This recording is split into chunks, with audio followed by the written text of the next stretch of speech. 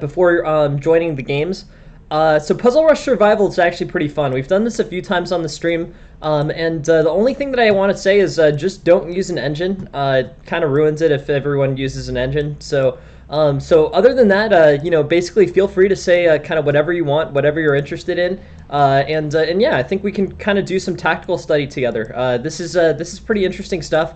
The first ones go pretty quick, but it's a good way to kind of study and improve, and it ends up being it ends up being a great way to kind of learn tactics well, and that's really the end goal, right? Is learning. So yeah, I guess what I would say here is if you have any ideas on how to solve these problems, feel free. We'll get to the point where I can't solve them super easily, and then we can really talk them through and get to the point where they're like good to study, and we can do a lot of calculation on them. So yeah, these are fun. Puzzle Rush, Puzzle Rush, Puzzle Battle. They're great training tools. And here we have we have this kind of very early Puzzle Rush or Puzzle Rush Survival. We have kind of the very early stages of this. So yeah, feel free to send any suggestions that you have. We were gonna do 45 minutes of this, and then I was thinking that we could take a look at some games. But yeah, these are really fun. This is just a really good program, I think. Basically, it ends up in kind of a situation where the puzzles get harder and harder. I tend to start having to think about them around piece 30 or something. But if you have any ideas, yeah, just let me know. Hey, welcome, Privila. Thanks for joining the stream. Thanks for being here. I was just going to get to the point where they start getting challenging, and then we can all kind of join in and look at them. But there's some very cool tactics, and I want to just do. Hey, welcome, Chess Academy. Thanks for joining the stream. Perrin, how are you? How's it going? We were doing a lesson on tactics today. I thought this was like pretty good. I mean, these tactics start getting hard pretty quick, and yeah, cool.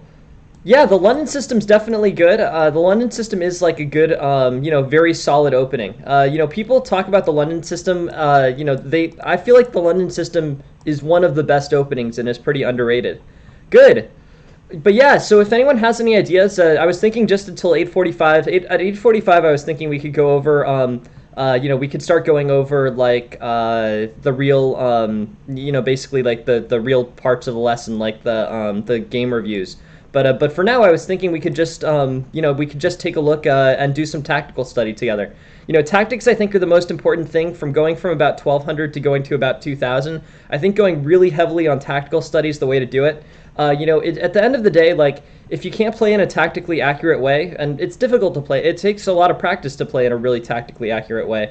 You end up getting the most out of it if you have the tactical background to kind of support it. So I guess what I'm saying is like you need to be playing in a tactically accurate way, because if you hang, if you're in a situation where you're hanging pieces or hanging pawns, it doesn't matter how good your underlying understanding of an opening is. You really just need kind of the practical value of understanding tactics. So today is the once a week tactical lesson that we're doing. And yeah, if you guys have any ideas on how to solve these problems, this is the first one where I'm kind of wondering. But yeah, please let me know. The only thing is that I definitely please don't use any engines. Please don't use any outside assistance. But short of that, like definitely just let me know what your ideas are. So far here, I'm looking at like rook to d8, and then king to h2, and then I'm wondering which rook is supposed to go to g1. Is it this rook or that rook? I think it's this rook, but I'm not 100% sure. So like rook to d8, king h2, rook to g2, or rook to g1, and then I feel like the king's trapped on h2, and the queen's going to have to sacrifice for one of the rooks. Hey, good morning, Forky. Thanks for joining the stream. But yeah, so basically, these tactical puzzles, yeah, for sure. Yeah, no, I think playing and solving puzzles, like, this is the recommendation that I give everybody, but basically, I think your quickest way to improve, if you're under 2,000, is really just to do a lot of puzzles. Like, thousands of puzzles is is what it ends up looking like. Like, 1 to 2 hours a day of tactical study for a month will do a lot of good for you. It doesn't really matter which tactics program it is. It can be the chess.com Puzzle Rush, Puzzle Battle, or it can be the Lichess Puzzle Racer and Puzzle Storm. Or there's this other program that I like a lot. It's called CT-ART. CT-ART is the classic. This is a very good segmented program. I don't like anything that you have to pay for. But this is really an excellent program, and it's super helpful. This is literally how I got from about 1200 to 2000, and it is an excellent tool. It's just a really, really strong trainer. So yeah, isn't this puzzle mate in 2, mate in 3? Well, I'm not sure because good question, Privilo. So I guess what I'm looking at is I think that this rook to d1 move forces the king to h2. And then if you play the king to h2, then you can probably play this rook on d1 to g1. But then the queen sacrifices, or worse, like the queen starts checking on b1. So if the rook is on g1 and the king is on h2 and the queen goes to b1, then you play the king to f7 and then the queen goes back to f4. So at least it wastes a few extra moves. And then if the queen's on f4, then you play king takes e6, right? But it's tricky. I don't know. I mean, this is kind of a complicated position. Yeah, no, for sure. But I think you're right, Pravilo. I think that we should not worry about that. So I think we can't calculate everything here because there's going to be a lot of queen checks. But I think that basically, if you move this rook to g1, but it's a really good question, Pravilo. Thank you for asking. If the rook goes to d1 and then the rook goes to g1, then you have the ability to play this rook to g2 here, right? So I think that this is the right route, and we can just ignore the queen checks. But yeah, I think we can just ignore the queen. I think you're right. So let's go rook to d1 here. King goes to h2, and then this rook goes to g1, right? And then this queen was forced to take. So this problem ended sooner than it could. It would have been more annoying if the queen started going to b1, then the king would have gone to b7. But the puzzle solved itself early, and the queen just took. So let's go on to the next one. And then we can get this. They have a few extra moves on the end. Okay, cool. On to the next one. But yeah, thanks, Pravila. No, I think you were right. I think that was basically the right idea. You could basically ignore the queen in that situation. I also think this one's not too difficult. I think this one you can just play queen. I think you can just play queen takes with check, right? So queen takes g5. If rook blocks here, then rook to f8, and the rook is pinned on f4. And then the other way. If queen takes g5, queen takes g5, then you can play, or queen to f4, then you can play knight takes f2, and then this queen is pinned here, right, on f4, and then if queen takes queen here, then knight takes g5. Hey, welcome, Lauren. Thanks very much for joining the stream. Thanks for being here. I'm good. We're doing some Puzzle Rush Survival here today. And yeah, we're gonna do probably half an hour about or 45 minutes of this, and then move on to the games. But I think this one is not too bad. I think this one's just queen takes g5, and then the queen blocks, and then you play knight takes f7, and then if the queen takes the queen, then you can recapture with the knight, and then the queen can't take the knight because the queen is pinned to the king. So here queen takes g5 here, queen goes here. And then this queen is pinned, right? So like basically this king, this queen can't move off of this diagonal because the queen is pinning the queen to the king. But the important thing here is getting the defense on the queen. So you can play knight takes f7 here, right? Knight takes f7. And then if the queen takes the queen, then you can recapture with the knight and you'll be up a piece. So I think that's the point of this one. But again, guys, if you have any ideas, please feel free to just mention your ideas. We can always talk them through. And yeah, I think it's helpful, the most helpful probably, if everyone just gives their ideas for these puzzles. The only thing is no engine assistance, but short of that, definitely just say what you're thinking and what you're thinking behind your tactics. Do I remember a point in my chess development where I started to formulate my own ideas about how to play? Good question. Hey, welcome, Wiggy. But yeah, very good question, Lauren. When did I start thinking about my own ideas about how to play? Well, see, here's the thing. So the answer is very early. I guess what I would say about my own ideas about how to play, I think in many ways, when you're first starting chess, you have kind of the most creative ideas, right? Like you're coming up with you don't really know what's good and what's bad, so you're sort of forced to focus on your own kind of development. Like, I was playing like e4, e5, queen to f3 until I was about 1,000, 1,100 or something. Like I played queen e4, e5, queen f3 for a long time as white, and I know objectively that's not good, but that was actually kind of my own. That was kind of original, right? Like it seemed to work against playing thousands, right?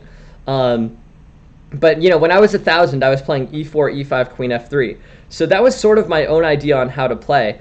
If anything, I sort of think that as I've gotten older, like I've become kind of more constrained about how to play. Like this book, Ideas Behind the Chess Openings, and it's one of my favorite books. I think it's great. This book by Fine is basically this game that kind of tells you the correct grandmaster level ideas behind every opening, right? And then I use that as kind of a what time did I move beyond the books and the masters? Not yet. But it's a really good question. It's a really good question, Lauren. I guess I would say that the masters kind of dictate how to play at the very highest level. Chess is one of the things where there's few enough exogenous variables that like you can just kind of the masters probably do have the objective thing to do. Yeah. That's interesting. We were looking at some Blackburn games, Lauren, last night. I thought you might be interested in those, since I know that you're into those older GMs. But yeah, it's a good question. That is surprising. But yeah, to be honest, I still use chess is creative in the sense that you need to come up with a plan on every in every game individually. But yeah, at the highest level, should you attack on the king side or queen side in the Sicilian as white? Like, that has an answer. You're supposed to attack on the king side, right? That's the most safe thing that you can do. And you can try to not do that, but you will end up with worse results. It's not like real life. It's just simple enough that going with the established highest level plans often is the best choice at the highest level. It's like these problems have been looked over by many people. So that is the idea. Yeah, so you're looking at a combination of styles, Lauren. That's great. I think that's a great way to play.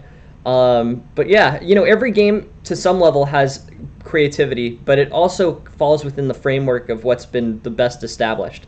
I mean, never feel afraid to break the framework. And worst case scenario, you lose a single game or you lose a couple games. Like that's not too terrible. But objectively, I haven't found great deviations from what the grandmasters determine are the best strategies. So, anyways,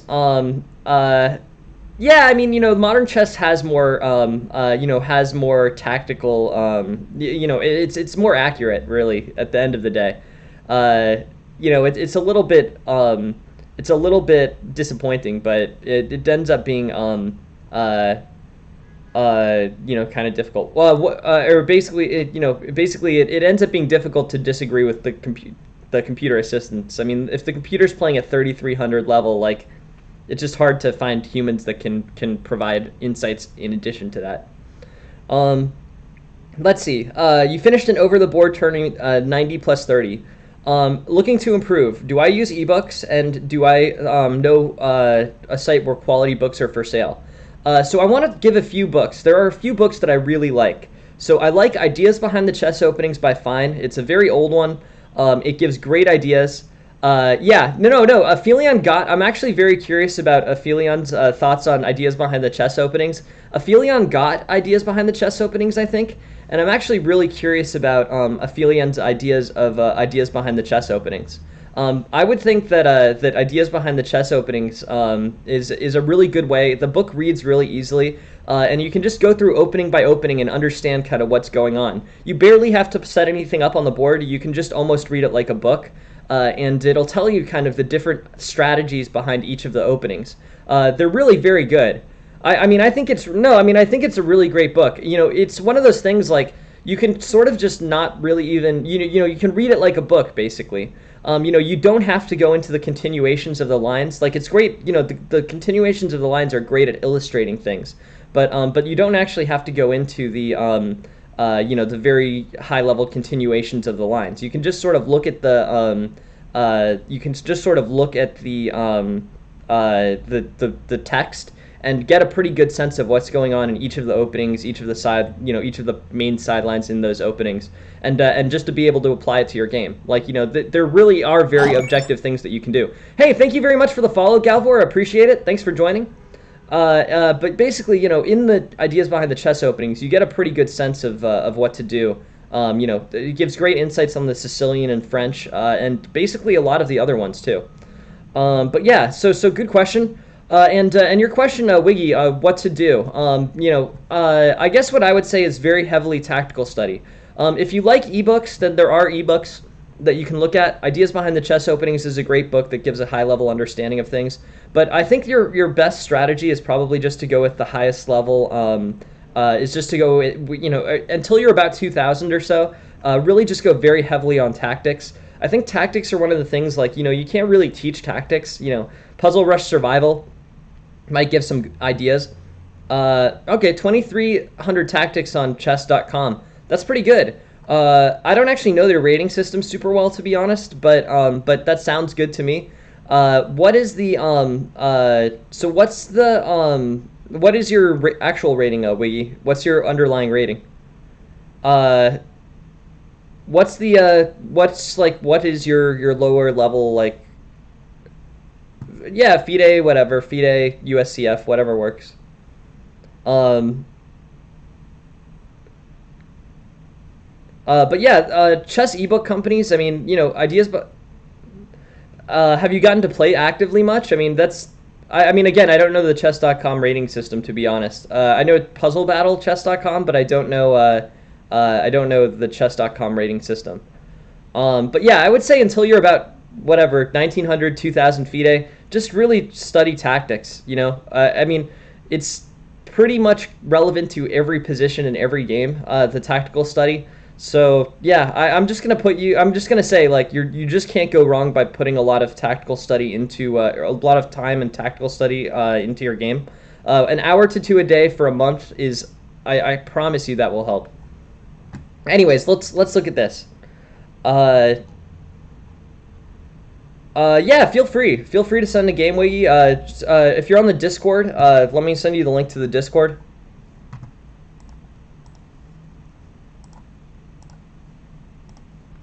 Okay, cool. Yeah, just send it in the game submission section. I'm happy to look at it. But yeah, let me. Yeah, feel free to send it.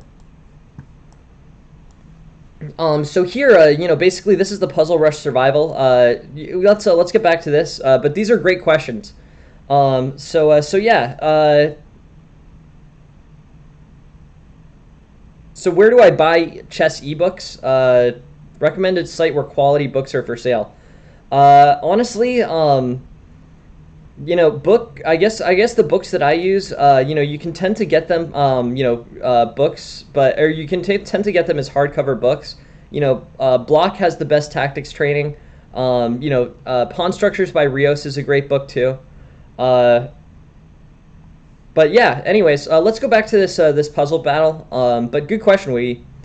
You were saying, you said, Queen f6, King g8, Bishop takes f7. Yep, looks good to me. Queen f6, King g8, Bishop takes f7. Yep, looks like a win. Good call. Queen takes f8. All right, on to the next one. So let's look. So this rook, or this king is on a4, and what should the rook do here? I think basically, in this situation, you can just trade off the rooks and march the pawn down. I think that this square. So I don't know if you guys are yeah, rook to a5, right? So rook to a5, and then with h5, the square should be small enough. I don't know if you guys are familiar with the square concept, the king and pawn square concept. But basically, what you do in this type of situation is you basically look at how wide this square is. So if it's the rook pawn, it's on the 5th rank. You calculate that out to the 5th rank and 5th rank here, and then trade off the rook and basically see if the king can make it. The defending king can make it into that square by the end of its move. So like if the king was placed on c4 and the pawn plays h5, then the king would be able to respond d4 and be within that 5x5 square that's been created. But here the king is too far away. So rook here, pawn takes, and then here with h5, the square is going to be from h5 to d5 to d1. And the king's not going to be able to make it into that square on the next move. It's not going to be able to catch the pawn. So h5, king c4. Now the square is going to be this big.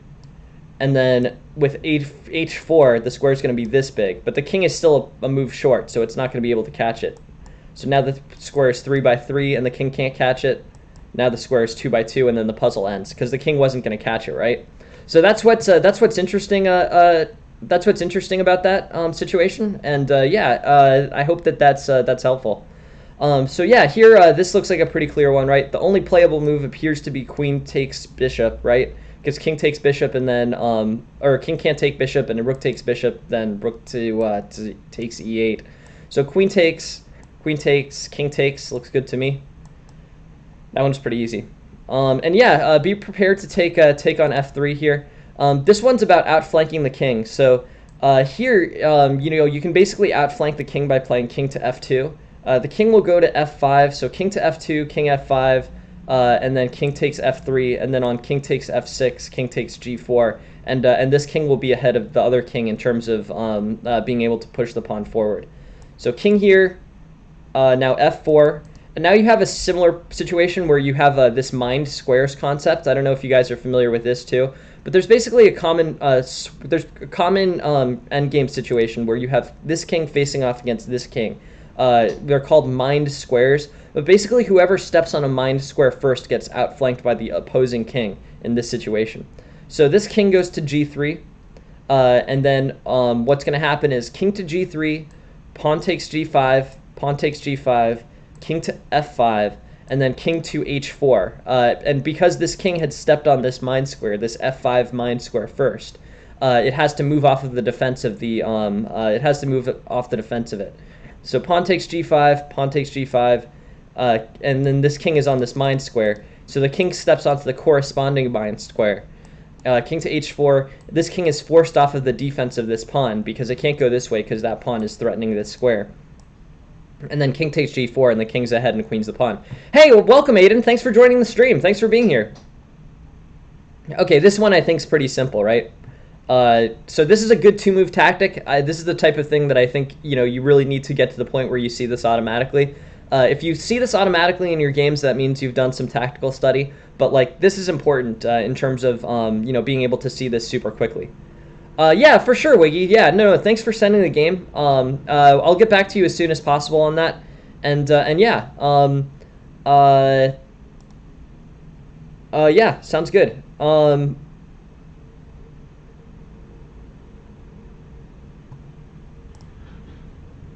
yeah, so if anyone wants to make any suggestions, I think I'm gonna give this one to. Okay, cool. Yeah, I'm a day or two behind, but they'll all be confirmed. They'll probably be about a week from now at this point. But yeah, please I'll get to it as quickly as possible. Yeah, that's great, DJ Salchicha. Very happy to hear. Yeah, no, I think this is the best way to improve from 1200 to 2000. Yeah.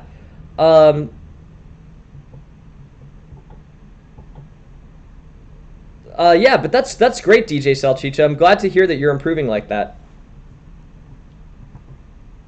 And just Pravilo, I just want to get back to Pravilo's.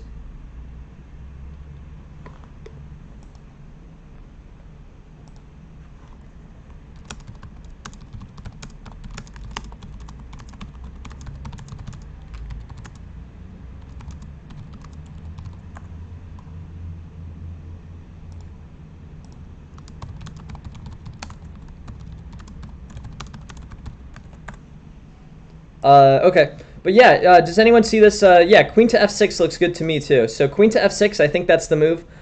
Queen to f6, and then the follow-up move, right? Knight to d5 seems to win a piece. I really wanted to get that. I feel like this is the type of thing that that it's like it's good practice. These types of situations happen all the time.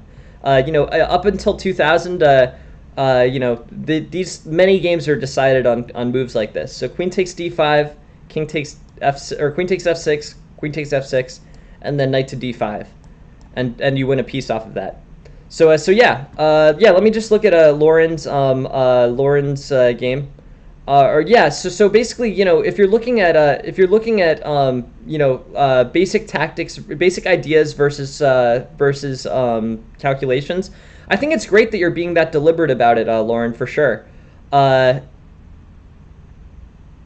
that is true. That is true. It does bias you a bit. You have to get to the really high level tactics before you start getting tactics that win like positional components.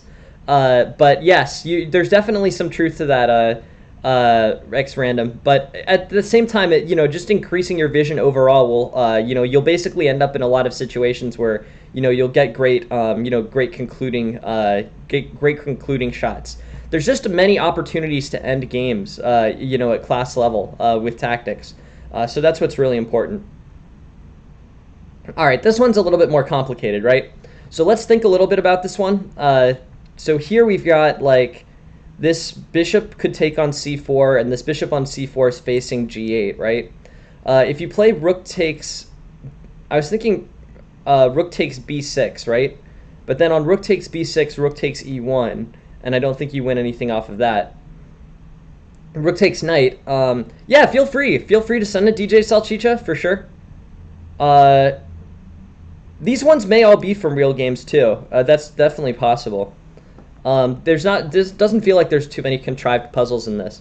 But yeah, let's think about this. What should be happening here?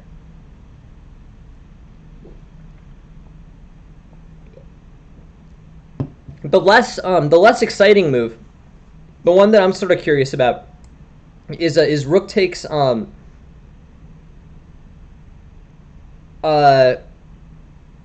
yeah, but the thing about rook takes b6 or bishop takes c7, rook takes bishop take so let's look at Random's idea. Bishop takes c7, rook takes b6. Yeah, let's take a look. Yeah, so that's what I'm thinking, Aphelion. That's what I like here. Rook takes e6, rook takes e6, bishop takes c7, and then the knight has to move somewhere. And then you play bishop takes c4 on the next move. I think that's it. I think that's got to be it, right?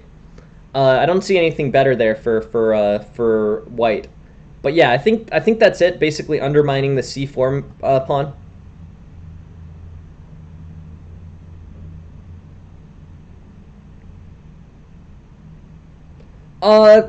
I mean, Lauren, look. The thing is, you can always speed up if you want. I mean, if you want to play Puzzle Rush. If you're worried about your speed, the answer is specifically, like, I don't know if there's any too slow. I mean, classical chess is very slow, so you can basically, do fine with relatively slow tactical vision. But yeah, good question, Lauren. I guess what I would say about that is, basically, if you're willing to put in time to a lot of the faster tactics, that's going to be a good opportunity for you to improve. Like, if you're worried about your speed, play some Puzzle Battle. See how that goes. See if you can improve. See if you can increase your score. The correct, at the end of the day, being able to play at a wide range of time controls is what you want. So if you want it, so it's rook takes rook. But if you want to basically get your best, if you want your tactical vision to be the most complete, be ready to do it at both slow and fast speeds, and be able to shift gears in terms of the amount of depth that you're looking at for your games. But yeah, it's a really good question, Lauren, for sure. Definitely, keep up the tactical study. That's the most important thing. But if you're worried about how quickly you're doing things, then play a faster tactics trainer. There's multiple ones. Yeah, so for sure, yeah, Puzzle Battle will teach, Puzzle Battle, Puzzle Rush, you'll spend a disproportionate amount of time on the really easy tactics, the ones that require less calculation and more pattern recognition. But, do both. Do a mix of things is the best. But stick with the tactical study, because that's where you will see the fastest return on your time spent studying. So yeah, on to the next one. Knight to f6, let's look at that line. So when I look at this position, I'll just tell you what my thinking... Yeah, no, of course, Lauren, no. And always feel free to ask questions. Feel free to ask whatever you want. And yeah, I'm just looking at these puzzles. So I'm just thinking, like, this early knight to f6, is where my eyes go to first on this situation. I'm also wondering about so on queen to a4, king to f7, maybe rook takes f5, but also maybe rook to b7. That's what I'm sort of wondering about. Like, yeah, like I'm wondering if basically if queen a4, rook to b7. So my eyes immediately got drawn to knight to f6, and that that looks like it's going to be a useful move in this position. But now after looking at this, I looked for the second idea. The second idea that I had was queen to a4, and if queen to a4, you're basically forcing a move from black, or there's only two moves from black. There's bishop to d7, in which case you can play knight to f6, queen takes f6 with check. That looks pretty good. That one was just using the Jen was nice enough to make the all the emotes for the stream, so she gets to be the emotes. Here, I'll show you all of them. This is how many we have right now. I think if you get a bigger stream, you might get more. But yeah, these are the 5 tactics. Jen made the 5 emotes. These are all of them.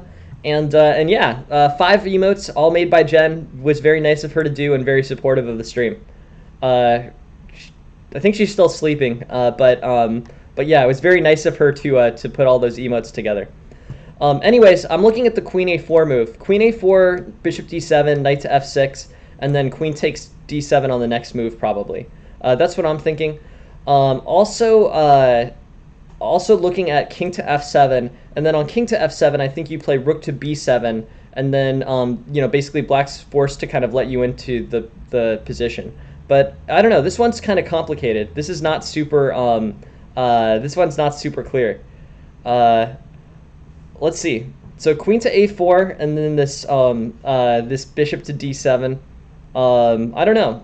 Kind of interesting. Knight to f6 threatening the king, I guess. But yeah, queen to a4 is probably the way to go. But I'm not really seeing the full continuation of it. So at the same time, so this is the kind of situation that you're looking at, Lauren, is basically like what can white do here to optimize on this tactic? Like queen to a4 threatening the king on e8. If bishop to d7, then knight to f6, right, Ophelia? Knight to f6 forking the king and the bishop. And then king to f, and then basically king to f7, and then queen takes d7, and then bishop to e7. And then I don't know the follow-up to bishop to e7. That's what I'm sort of curious about. Hey, all right, thanks for joining the stream, Wiggy. Appreciate it. Thanks for being here. But yeah, so queen to a4, bishop to d7, knight to f6, king to f7, queen takes d7, bishop to e7. And then, what comes after that is what I'm curious about. I guess you're sort of up a piece by that point, like you've won a piece or you have 2 pieces to a rook. But that might be enough. I mean, this is enough to kind of speculatively do it. So this is one of the situations, Lauren, where, we can either look at it very slowly and come to a full conclusion, or we can make a compromise based on how much time we want to spend on it. So yeah, I think the puzzle will end there too. I think you're right. Aphelion, but but this is kind of a gamble that has to do with the depth to which we're looking at it. So after bishop to e7, that's what I'm curious about. So let's look at queen to a4, bishop to d7, knight to f6, and the puzzle just ends. Yeah, you were absolutely right, Aphelion. Good intuition. But that was one of those things. We didn't calculate it all the way out. We only calculated it to bishop to e7. And then at least I was sort of on the fence whether that was enough to make a winning puzzle. But yeah, the puzzle just ended there. That was kind of, I don't know.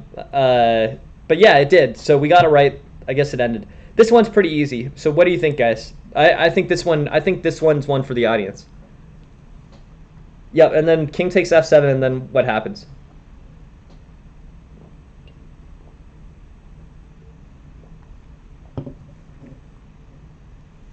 Yeah, perfect. All right, cool. Good work, Ophelia.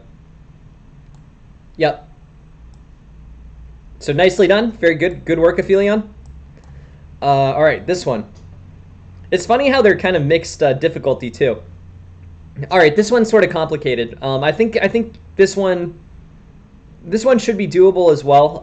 This requires a little bit more counting and like king pawn counting, But you this one I'm confident this is a good one for you guys as well. Um, Pretty sure this is a good learning one. This involves two different things. So this involves three different components to it, and I'll give you a hint. This involves first it first involves a discovered attack, then it involves a pin, and then it involves a king and pawn play. Yeah, no, it's really interesting how it works. Like, it's just great practice, to be honest. But yeah, a hint for the audience: this is rook. It's basically a discovery, then pin, then king, basically king opposition play. Right, and then yeah, so rook to e3 first, then king to f2.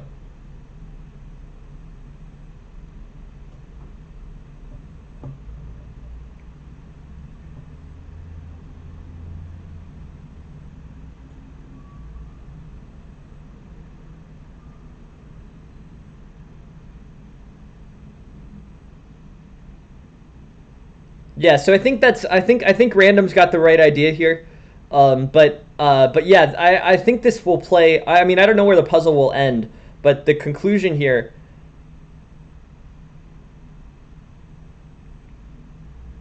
Yeah, so here's what I'm thinking about here, is I'm thinking rook to e3, okay, and then king to f2, but you have this discovered threat on the rook. So bishop takes d1, and then king takes e3, and then bishop to b3, which basically pins the knight to the king on e3, right? And then the king has to go somewhere. The king has to go to either e4 or d3 to maintain the defense. And then I think you can outflank the king by going to, like, basically going bishop takes e4, king to f6, king to e6, king to g5, and then yeah, no. I mean, this is actually really interesting. This is a really interesting situation. So I think that rook to d3, king to f2, and basically trading off into this king and pawn endgame. So let's take a look. I'll just show you guys. Rook to d3. I hope I'm right. Rook to e3, king to f2, bishop takes d8, king to e3, and then this is the key move: bishop to b3 or bishop to b6.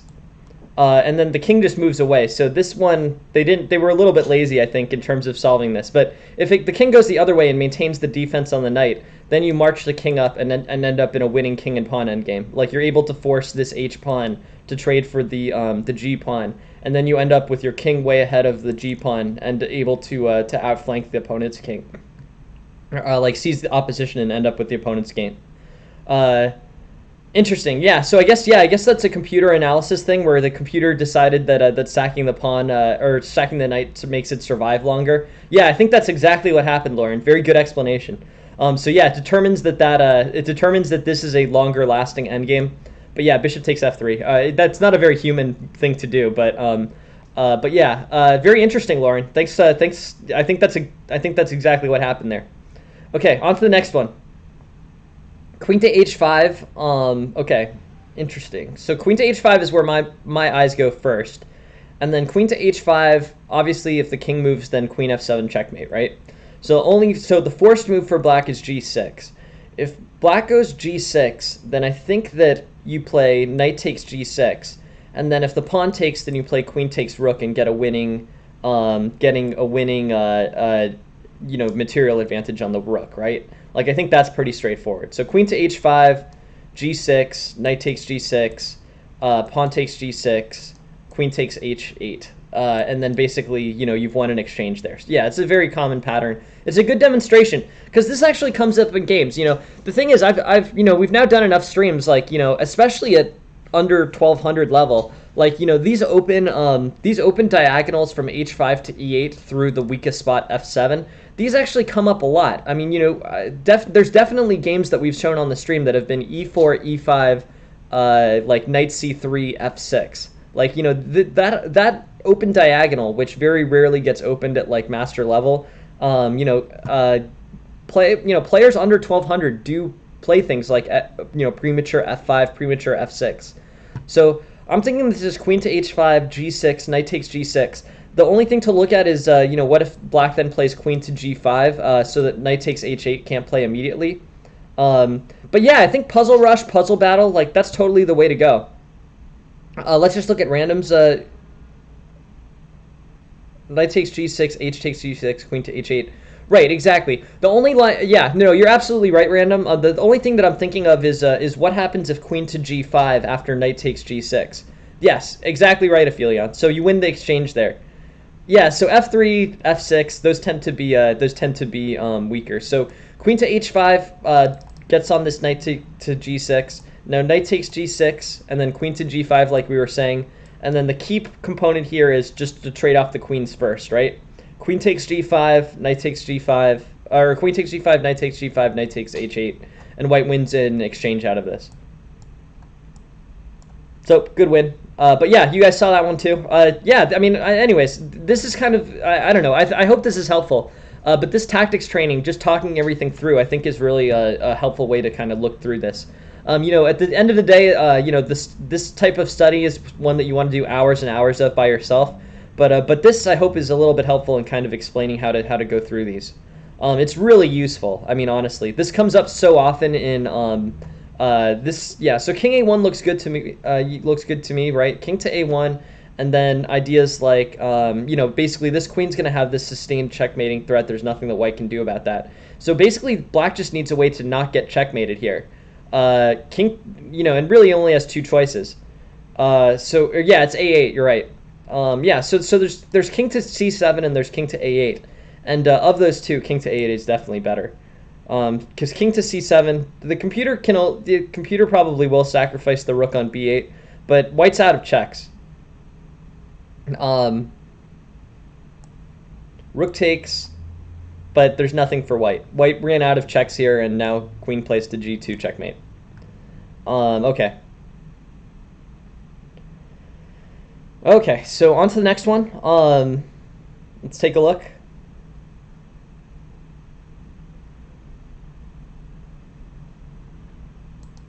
Rook to a3.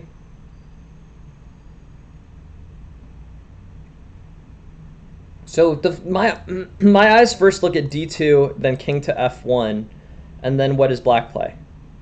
Yeah, so d2, I mean, d2 must be right? But let's see what happens. So d2, king to f1, and then the king's under attack. And then rook to a2. Or rook to h2, sorry, and then king to g1.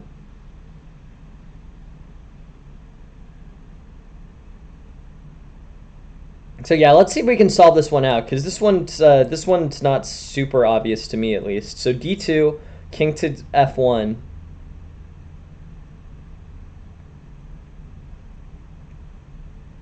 And then what? Hey, good morning, Alexandre. Thanks for joining the stream. Rook to c2 is interesting, for sure.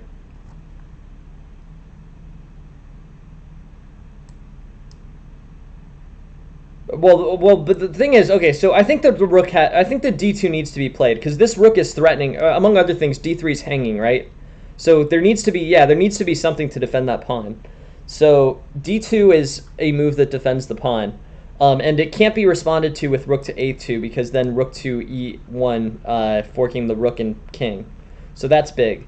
But yeah, d2, so d2, king f1, rook to e4, followed by rook to e1. I think Lauren's right. I think that's right. The only thing that I was thinking about in Lauren's line was rook to a1, or rook to a1 there. So d2, king to f1, rook to e4, rook to a1. Yeah, no, I like Lauren's idea though. I think that's worth looking at. This is really interesting, honestly. Yeah, so rook to a1. Yeah, I mean, no, I think that's what you do. I think you calculate the idea. I think that's the best. I think that's the strategy. Um, d2, king f1, rook e1, rook takes e1. Yeah, but that just sort of loses the pawn. But yeah, it's really interesting. I just want to switch gears for just 1 second. We have our daily tournament today. If anyone wants to play, here's our daily tournament. It's a Monday Blitz tournament. This one will count. King Cobra is already in. If anyone wants to play the tournament today and get points for our monthly series, this just opened up. I'll come back to it. You don't have to sign up now or anything, but yeah, this is it's game in no, it's Blitz. It's game in 3 minutes. It's game in 3 minutes, and it's I think it's a 30-minute I don't know why it doesn't show the format. It's a 30-minute arena. It's just 30 minutes after the lecture ends, but this is the after lecture tournament today. Don't feel any pressure to join now. Don't feel, but it does count for the monthly series. So yeah. So let's go back to this puzzle. But I just wanted to show you guys, remind you guys interesting. Okay, cool. Yeah, we can make a, honestly, guys, maybe I'll open up a channel where we say, what tournaments would you like? I'm totally happy to do that. Like, what tournaments are people interested in looking or doing? Honestly, this is kind of a channel that I feel like we can kind of just do whatever is people are the most interested in. My goal at the end of the day is really to just make chess lessons completely free and completely free permanently. Like, that's the goal of this stream. But in terms of like the side events, like, we can do whatever you guys want, honestly. We have to think about what the most people want and like what the group wants basically. But yeah, if anyone has any ideas for the after lecture tournaments, just like let me know. Chess 960 simul, Chess 960 simul would be brutal. I don't know. So yeah, that is a really fun idea, Lauren. And by the way, everyone, about 24 hours from now, I'm gonna do it. We're doing a game in 45 plus 45 simul. I was gonna start that at 8:45 a.m. tomorrow morning. There's a we're gonna do a simul.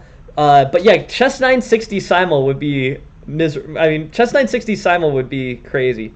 Yeah, DJ Salchicha. This oops, did I just clicked out of the puzzle. But yeah, here's the Monday Blitz tournament. I just misclicked on the puzzle. But yeah, feel free, Ahmed. Everyone can join DJ Salchicha. The only thing is that you need to be part of the lessons group first. It will only let you join if you only a 1-0 viewer match. Interesting idea, Valor.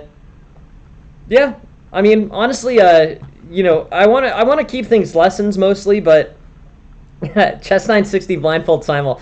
A Chess 960 simul. See, the thing is, I would try a Chess 960 simul. I would try that at least. It would be nuts, but I would try it. Blindfold. I can't. I think I can't do more than a game or two of blindfold. I would try a 2-person. If I could do a blindfold go simul against 40 people. Sounds challenging, but yeah, I think I would try a 2-game blindfold simul. I would be interested in trying that, but I think that, but yeah. These are some pretty ambitious tries. I don't know. After going 0-50 in my first simul, I'm kind of like, I don't know. I'm a little bit shell shocked to try anything too ambitious. But Chess 960, I like that idea. Anyways, I accidentally clicked out of that puzzle. I'm kind of down to move on to the games. Anyways, here's one. I'm pretty sure that people will be able to see. That 0-50. Yeah, that 0-50 legit. That could happen. Yeah, there you go. Good work, Amet. That is nice. Yeah. So basically, this threat. Queen to c1, king to h2, queen takes f4, And yeah, you know, basically here, this is the key move. Actually, is not the you know, the tactic was big, but I think that that you have to. I think this is not a perpetual. I think the main move is actually this one, where you play queen to h6 and don't get checkmated.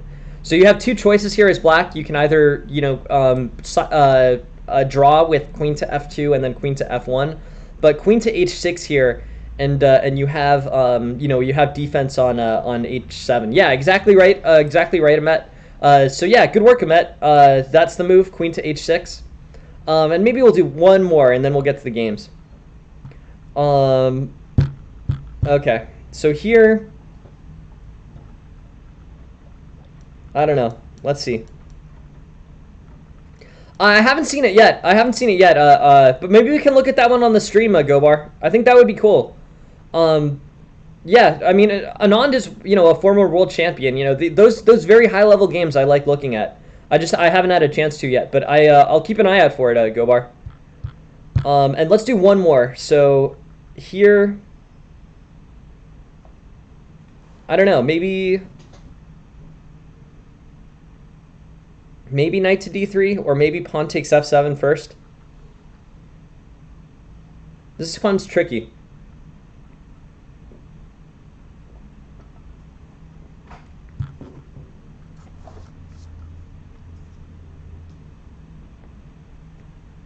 I mean, you need to win at least more than a piece here, right? Because you're down a piece, so you need to get at least one piece plus a little bit more material here. I'm looking at pawn takes f7.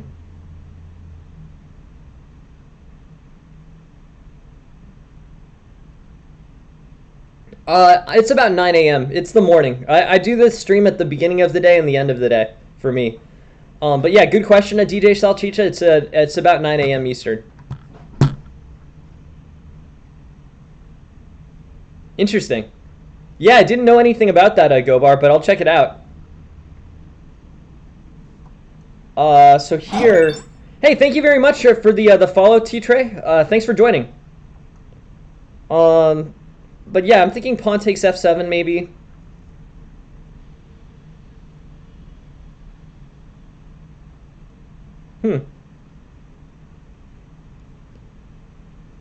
Interesting. That is unusual. I don't know much about that. But I'm curious. I'm very curious. That sounds like way more interesting things than normally go on with chess. But I am very curious. I will take a look. Don't know much about that. So yeah, rook takes h7. I am curious. That sounds way more exciting than the normal thing. But that is cool. So I'm thinking pawn takes f7 here.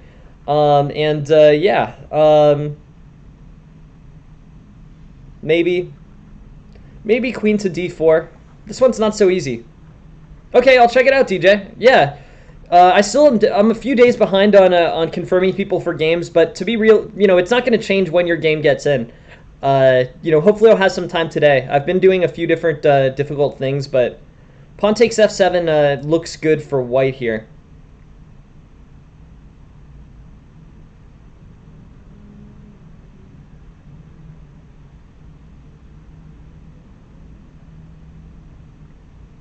Pawn takes f7. King takes f7. Maybe.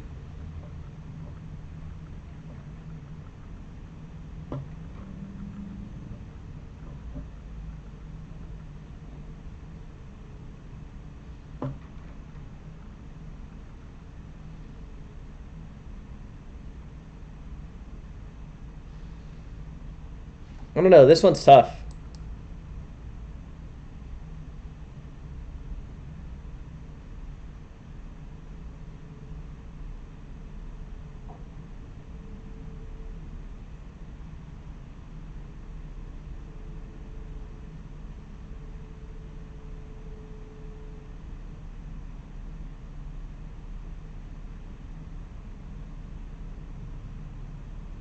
Maybe f6.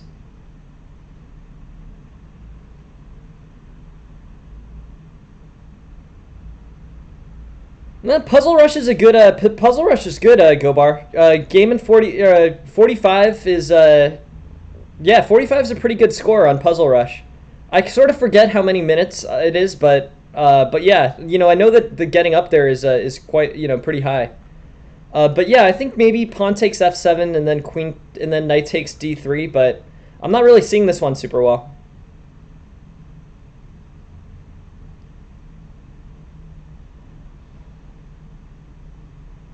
I'm liking pawn takes. I'll just do it. Whatever. Pawn takes f7, king takes f7, and then knight takes d3 here, maybe.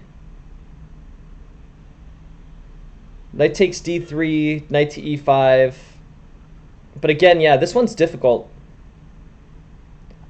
Oh, that's good, Gobar, for sure. Yeah, I mean, getting to like, yeah, getting into the 40s, 50s here, yeah, they start to get really difficult really fast. If they start becoming 27, 2800 level problems, like at around 50 they start to become like 2800 level problems, and then you're like, they're very difficult. So I'm thinking knight takes d3 here. Just should be this one might not even win that much material. This one might just be like, get a winning position. I think it's knight takes d3. Yeah, okay, it was knight takes d3. All right, awesome. All right, we'll save this. We'll save this on. That's pretty funny, Lord. But yeah, this is a really interesting game. Yeah, I guess what I would say here is it's time to move on to the games. But I'll keep this Puzzle Rush game or Puzzle Rush Survival live. We can come back to it later. And if anyone wants to look at this next problem, we might get back to it before the end of the stream. We might not, but yeah, this is the and by the way, I'm gonna join this tournament today. I'm probably gonna play the first 2 rounds or so of the Blitz, but yeah, if anyone else wants to join the Blitz tournament, the Blitz arena is starting in about 45 minutes, and I'll definitely play a few rounds today. So if you guys want to play, I'll probably play a round or 2. So yeah, just keep this in mind. It's open. Feel free to join if you'd like. And yeah, I'll stream my rounds, sure. Knight f2, knight to e3. Yeah, but let's see. All right, so here's the thing. We'll come back to this. We gotta do the game reviews. But if anyone wants to study this, feel free to take a look before the tournament starts. And yeah, I'll keep the stream live for at least the first few rounds. I seem to have the worst games in the tournaments. Like I so far I've won most of them, but like I end up in these situations where like it's like a crazy flag or some like horrible like chess game. But yeah, I'll stream my games.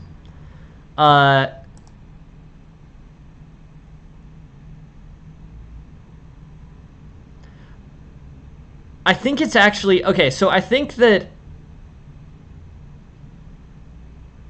I see this one, and I think it's got a more interesting thing going on here than has been described so far. Yeah, this one's got a cool tactic to it that you guys that I think is going to be good to really take a close look at this one, because I think I see it, and I think that we can. We'll save it. We'll probably get to it after the game reviews and before the tournament starts. But yeah, if anyone wants to join the tournament, Monday Blitz, 30-minute arena, and yeah, feel free to join. Okay, so on to the games. Today's games are, I think Sam Sejuani is first, if I remember correctly. All right, Sam Sejuani's game, cool. And let's start. Okay. So Sam Sejuani's playing white here. He plays e4, black plays e5, and yeah, knight to f3, knight to f6. This is the Petrov's, right? And basically, what does Sam Sejuani play here? Interesting thing, just in terms of considering it, the Petrov's game, knight takes e5 is played 3 times more often than anything else. Yeah, probably a good idea, Forky. Yeah, definitely stick with the more pressing professional thing going on. But yeah, knight takes e5 is 3 times more common than anything else. Yeah, so that's what Sam Sejuani plays. And then here, d6 is played way more common than anything else. d6 is like a 95-96% move. That's definitely just something to consider. Knight takes e4 can run into a lot of problems with queen to e2. So now queen to e2 is definitely the move. Sam Sejuani gets it right. d5, d3, and this should be over. Yeah, there you go. All right, Sam Sejuani wins a very quick game. That's what I'm drawing from this. I assume that this never gets more competitive. Cool. Hey, thank you very much for the follow I got. Appreciate it. Thanks for joining the stream. Yeah, I guess what I would say here is this Sam Sejuani, I guess, yeah, that was quick, right? Let's circle back to this one.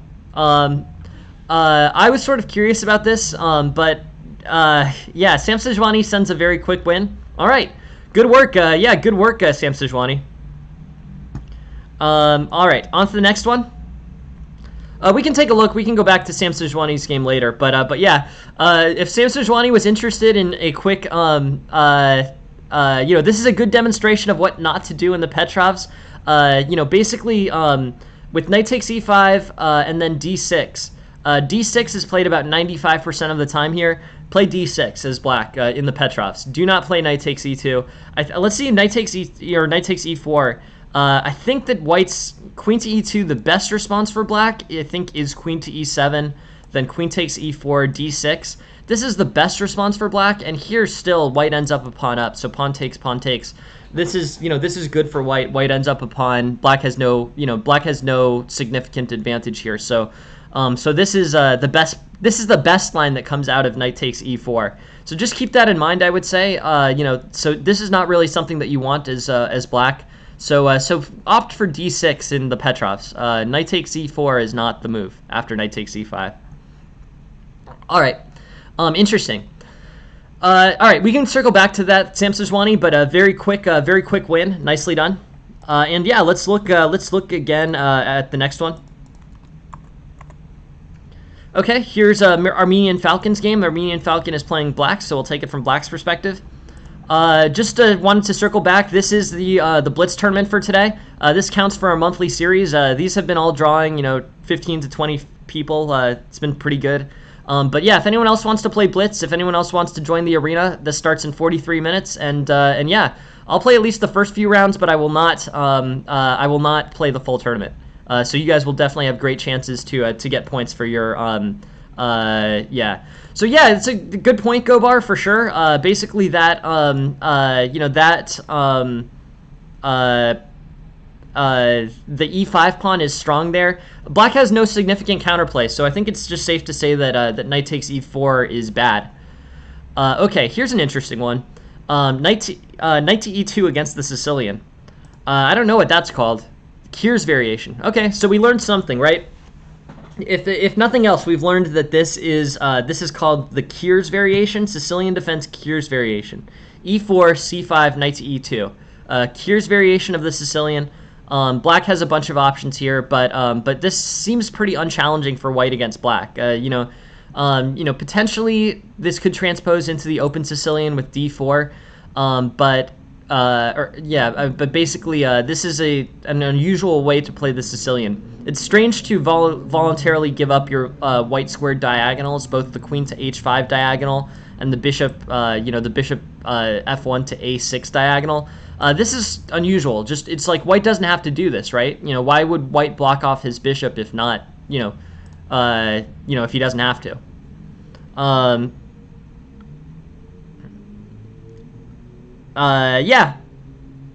Yeah, I mean, I do like g3 heavy Sicilians, like Lauren is saying. Like g3, bishop to g2 is a common line in the closed Sicilian. But I don't know, it just seems like it is flexible, but flexible at, what cost, right? Like, it's sort of like, yeah, it's unchallenging. Do I use traps in the openings, Tartar? Yeah, that's a good question. Can you go e5 here? Yeah, probably. Yeah, I think so. Don't see any reason why you couldn't play e5. Looks like e5 would give you pretty strong control of the d4 square. If you play e5, then one of the main moves that would be strong against the e5 square would be bishop to c4. Bishop to c4 is usually weak in the Sicilian because it faces off against this pawn on the e file, which can play e6. But yeah, bishop to c4 facing off against e6. Do I like to use traps in the openings? No, that's not my style. I just basically like to play a very solid, sound game and be stronger positionally and tactically. That's how my game works. I just basically play solid and end up in a situation where I'm forced to play kind of very fundamental chess against my opponent, and usually that works out pretty well. Can we go e5 here, and will the d pawn become a backwards pawn? Yes. So yeah, d5. The d5 pawn will become a backwards pawn with e5 for sure. Yeah. Right. Yeah. So the flexibility component is definitely true, Lauren. I guess, if you're the type of person who really likes playing against, who really likes playing a closed opening against knight to c6 and really likes playing an opening game against e6, then it makes sense, I guess. Basically, like, it makes sense as flexible. Like, if you really like it in the Sicilian where you're playing a closed game after knight to c6, you can transpose into a closed game here. And because it's like, what I'm saying is, like, what makes it flexible is the ability to choose whether opening or closed against a specific thing for black, right? So, like, the specific thing for black here would be, like, e6 or knight to c6. But I can't think of someone who would... It's possible, but not but it would be kind of unusual to say, okay, I really like playing the closed against this particular normal Sicilian move for black, but I really like playing the open Sicilian against this particular Sicilian move for black. So, like, having the flexibility is is interesting. So yeah, quite awkward for black to show their hand first, right? Yeah, no, that is a very good point, Lauren. Very interesting stuff. Yeah, the flexibility is valuable, but it's most valuable to people who have very specific preferences in the Sicilian. Yeah, no, it makes a lot of sense, Lauren. I agree. So yeah, let's take a look. Knight to c6, g3, e6, bishop to g2, d5. Okay, so in this situation, white has opted for the closed Sicilian against c6.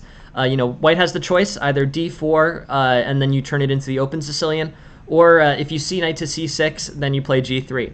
But what I'm saying here, basically, in the big picture on this Kier's variation, is what would have gotten you to do the open defense here, or what would have gotten you to do an open Sicilian here? Right, like knight to e2, knight to c6, and then bishop to g2. You're basically playing the closed. You're basically playing the closed Sicilian. But if instead, would you have played d4 if e6 happened? Is what I'm saying. Like, or were you going to opt for the closed no matter what? By the way, you can opt for the closed no matter what. If you want to play a g3 fianchetto bishop to g2 closed game, then this is fine. The knight does go to e2 in a lot of those lines. But yeah, it's interesting, very flexible.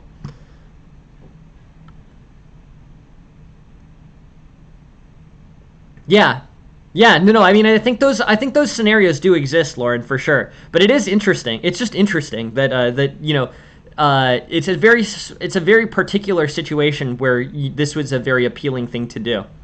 But possible. But it's a specific situation. So, anyways, knight to e2, interesting, called the Kier's variation. I mean, I don't know, but it is really interesting. It's just an interesting thought. So yeah, Kier's variation. If nothing else, this is called the Kier's variation. I didn't know what it was called. I'll own that. But yeah, knight to c6, bishop g3, e6, bishop to g2, and yeah, now we're kind of deviating from opening theory. And black is playing, black's playing kind of a straightforward Sicilian. Black can play d5 and open up the situation pretty well. Interesting. Yeah, no, I mean, I know, I've heard of the chameleon Sicilian, but yeah, as someone who plays very fixed lines against the Sicilian, it's not one that I know. Cool. Up to 7 players in our post lecture tournament. I'm going to play the first few rounds in this, for sure. Castles, pawn takes, e5. And basically here, black is, black's good. e5, knight b, c3. Black should be comfortable. This this bishop being committed to what's really problematic for black about the light squared bishop and about playing e5 is that after e5, the bishop goes from being weak on the c4 diagonal to extremely strong on the d4 diagonal. This is an important thing to understand. So, like, against the normal Sicilian, right? So here, if you play bishop to c4 immediately, this bishop is very weak on this diagonal because black can play e6 and d5 and basically make it so that the bishop has nowhere to go on this diagonal. So just so you know, but yeah, the Grunfeld defense is good. We should do a day where we do the Grunfeld. I don't know if you guys looked, but we've got the schedule up for the next week, and I was gonna try something a little bit different with the lessons this week. If you guys have any ideas for either end games you'd like to see or openings you'd like to see, please post those in the lesson ideas section. It looks like Coach posted some great opening study free slots. Awesome. And if anyone else wants to send some ideas for the open slots for the schedule, please just send them. Yeah. So yeah, that I definitely recommend doing. But if you'd like to look at the Grunfeld TRTR, just send just send your suggestion for the for what opening or endgame you'd like to see in the lesson ideas section on the Discord. So yeah, that's what I would say. Moving the pawn to e5 really weakens the c4 f7 diagonal. Yeah, no, exactly right. So basically, this bishop in the Sicilian is very weak against e5. So basically, if e5 here, this bishop goes from being extremely, weak on this Sicilian to very strong on this diagonal, is what I'm saying. Because black doesn't even have undermining moves that involve c6 in this point at this case. Basically, white can play knight to c3, and white will have extremely strong control over the d5 pawn or d5 square, as opposed to the regular Sicilian, where white will lose the d5 square. Like, I hope that makes sense. But basically, the bishop on the c4 f7 diagonal in the Sicilian is a really, is a really key component. This really is something that has this really has significance in the Sicilian. In a normal Sicilian, it's bad because e6, d5. But if e5 is played, it goes from being very weak to very strong. Is the point? Because now nothing can really contest its control of d5. So black basically loses that opportunity.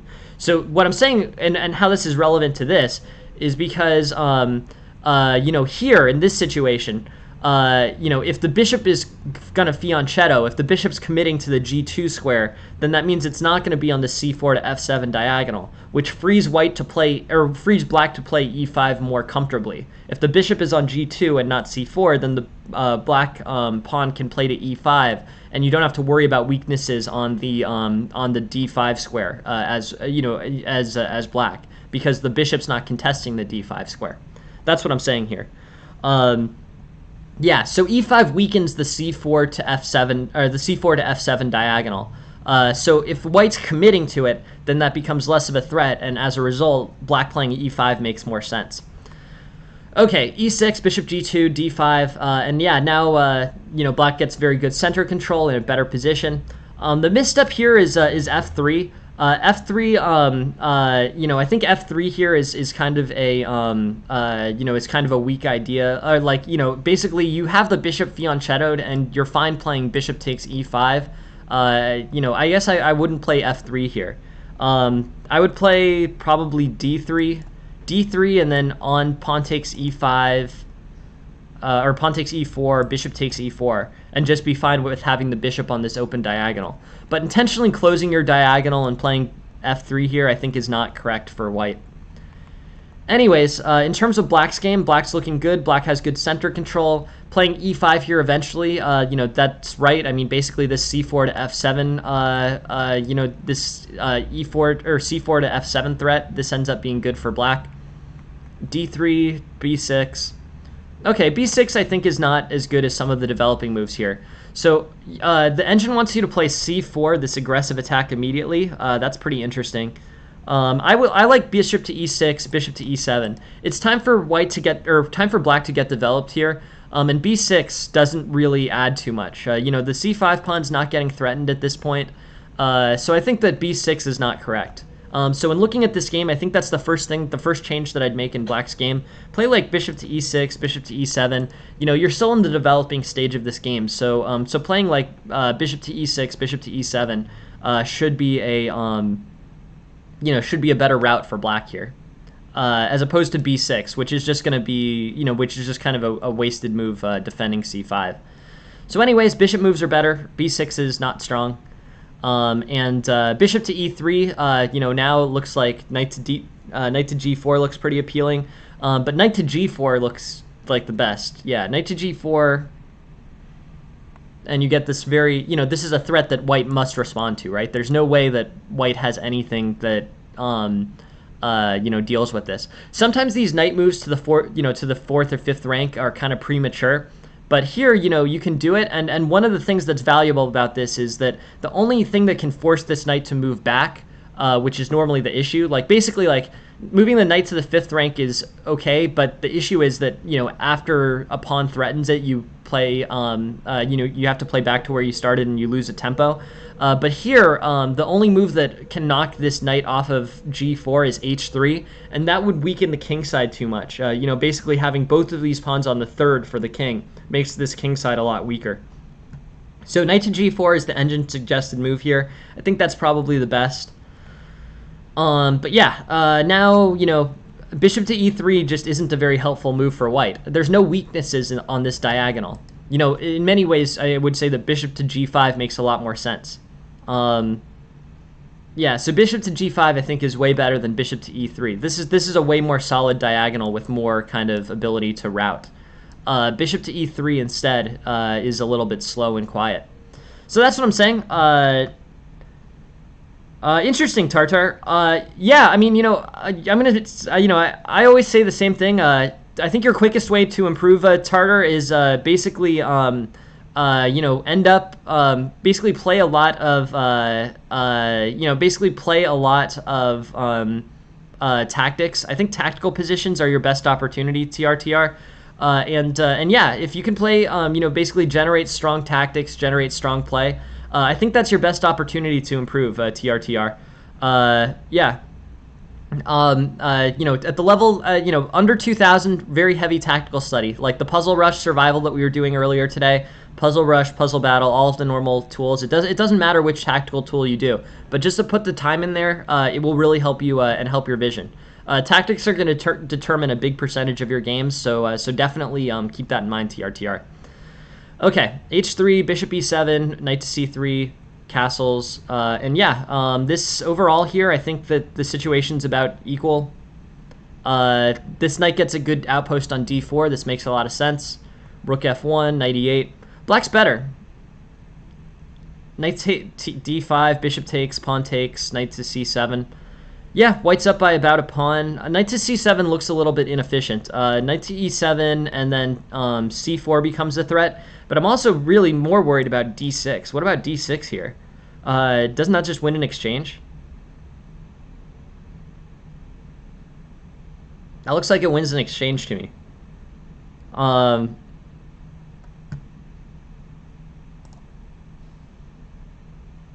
So yeah, this d6 basically, opens this diagonal, bishop to g2 facing a8. And d6 threatens this this e7 and c7 knight. So yeah, I guess that's what I would say. c4 is interesting, but I think that white's going to have... I think knight to c7... I think maybe knight to d6 is the best move for black. This seems to stop that threat. But yeah, d6 looks really dangerous, opens up a long diagonal on a8, and yeah, knight to d6, and that threat is blocked off. So the engine's recommending two things: either moving the rook off of the a8 to like d8 or c8, or playing knight to d6. But knight to d6 makes the most sense since your knight's underdeveloped. So this is the second one that I'd look at here, Armenian, and yeah, knight to c7 runs into problems with d6. c4 is getting considered best, but d6 is still a big problem. So let's just keep going through this.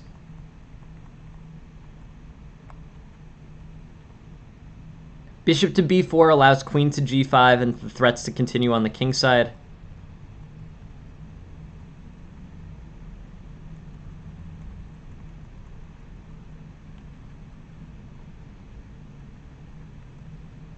And then rook to f2 here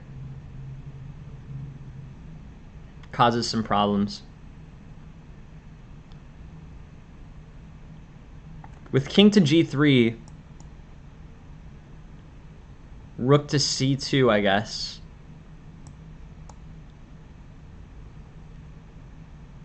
So this hangs a piece. Yeah, okay. King to g3 and your bishop's getting threatened. And you can knock this bishop off of the defense of the rook. Okay, so interesting. And then there's a lot of endgame play here. Black seems to win solidly.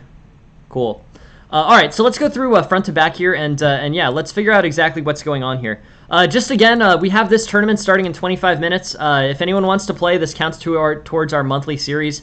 And it's a 30-minute arena, not too long, just a few blitz games after the stream. But if anyone wants to play, I'll stream the first few games off of it, and yeah, if anyone's interested in playing, please just join. It's you get points for participating as well, and yeah. Yeah, it's more about strength than ratings at the end of the day. I agree with Lauren, but yeah, if anyone wants to join this Monday Blitz, please join. We have 6 players now. That gives a pretty good opportunity for people who join. And yeah, just feel free to join. It starts in 25 minutes as soon as the lecture's over. All right. So this is okay. So this is this game. And yeah, e4, c5, knight to e2, knight to c6. So improvements for black. There were a few. So here, the first move that I think is a problem, right, is b6. b6 is a slow developing move. So suggestion number 1, avoid b6. A developing move like bishop to e6 or bishop to e7 is better. It doesn't seem very purposeful, is my point. Like b6, maybe it opens up your bishop or something. Like maybe that's the reasoning behind it, but it's not great development on that diagonal anyways. So things like bishop to e6, bishop to e7, that's how black would move this move forward on this on this development. So b6 doesn't really help too much. Okay. And bishop to b7, h3, bishop to e7. And yeah, this queen's on d7, d2. So that was the first one. Yeah, thanks.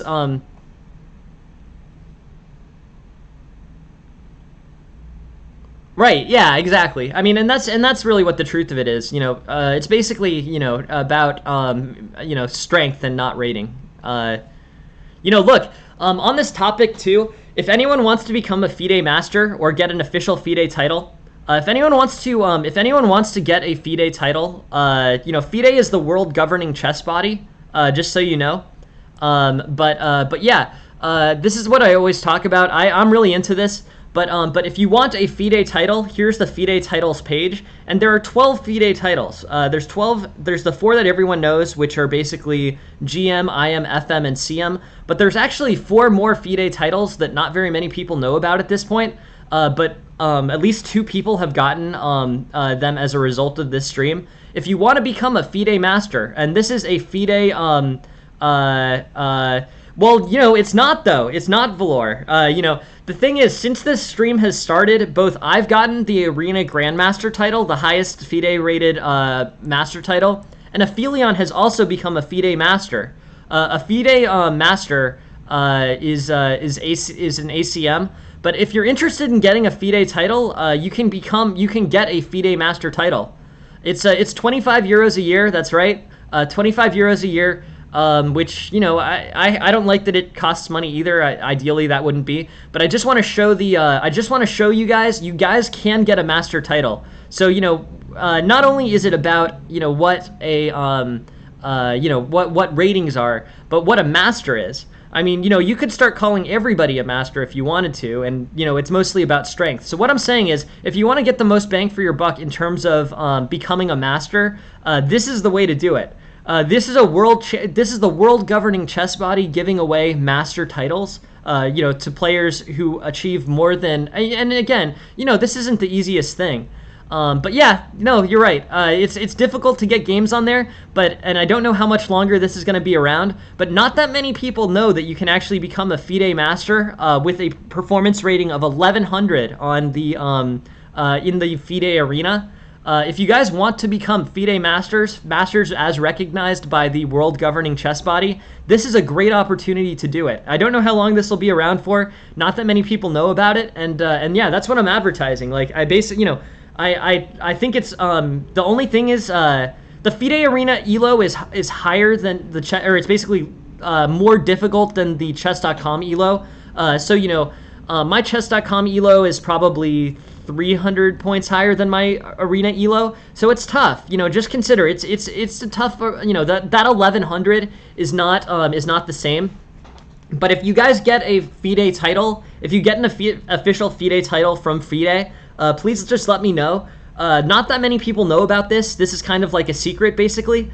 But yeah, if anyone else wants to get a FIDE Master title, Aphelion has gotten his as a result, as a result of his skill, but found out about it on the stream. And if anyone else wants to get a FIDE Arena title, yeah, feel free to get this. I just want to make sure this option, everyone knows about this option. Not that many people know about this option.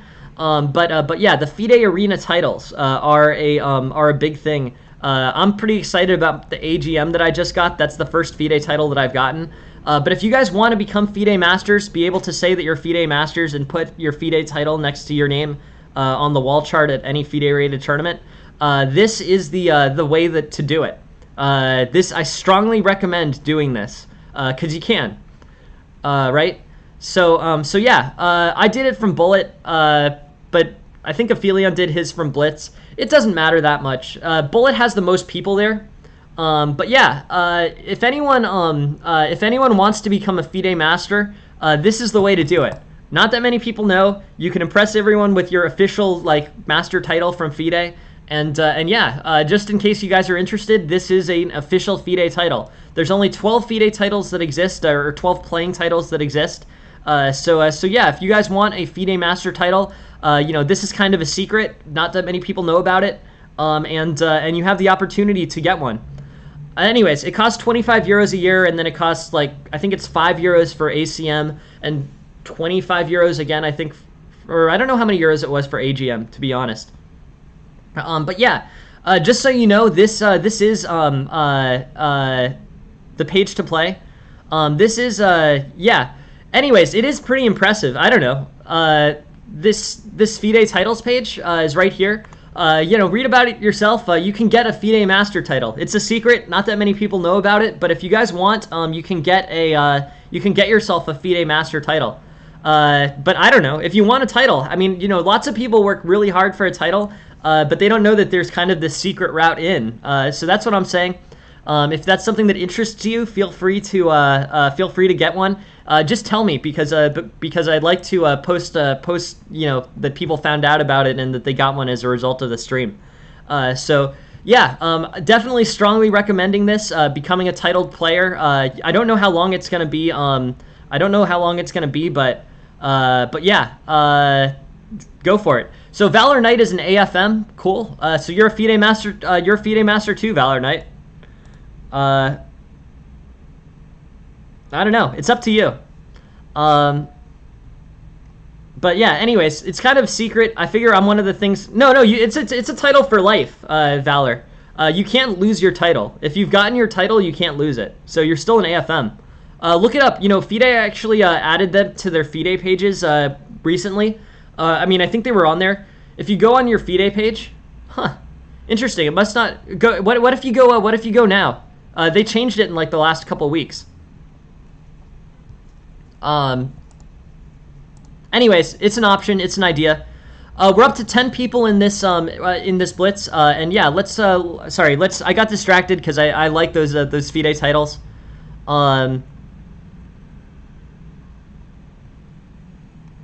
So in terms of improving Black's game here, what sort of happened? What could what interesting? It is on Aphelion's, or mine. If you look at mine, it's there.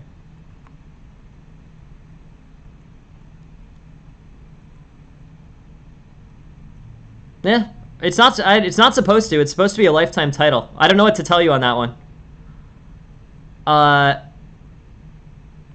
But yeah, so in terms of improving Black's game here, b6 I think was an inefficient move. I think you need to steer more towards development.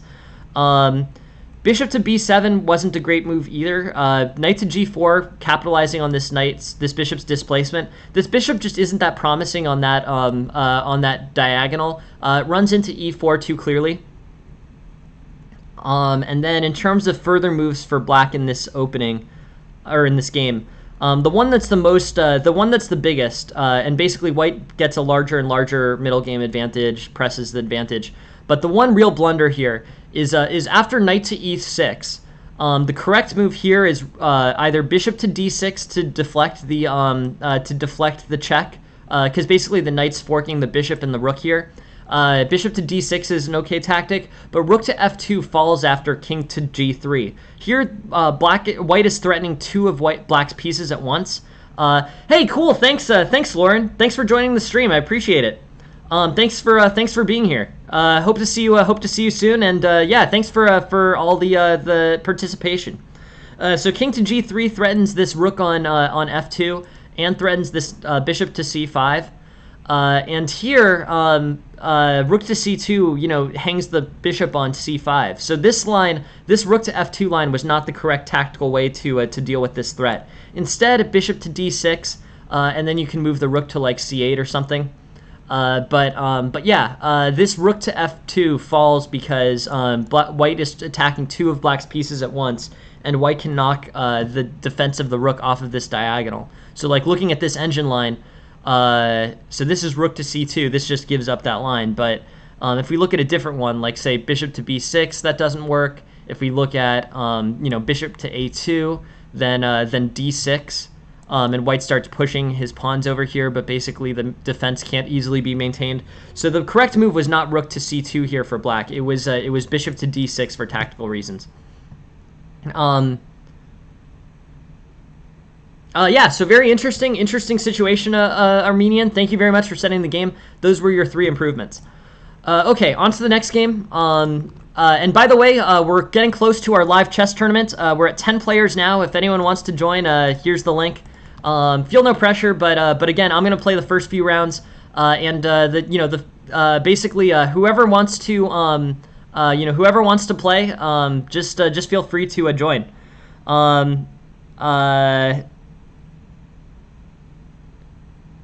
Yeah, feel free to join the stream. Okay. And yeah, this is a Smasher 5's game. Smasher 5 or Haroop. Here he is. So Smasher 5 is playing White here. This is the Italian game with this early d6. Okay, so d6 is interesting. d6 is kind of a slow way to play this. This can transfer, basically transfer into the Berlin defense, which is I think bishop to e7, knight to f6. d3, knight to f6. But basically, this is kind of an early Italian game, and yeah, yeah. Thanks, Valor. Thanks for joining.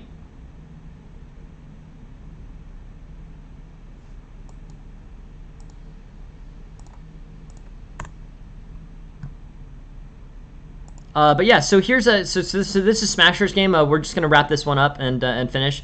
But yeah, knight to c3, basically, this quick development by White and this slow development by Black, this should be good. I think in terms of an eval perspective, White should be up by about 0.4.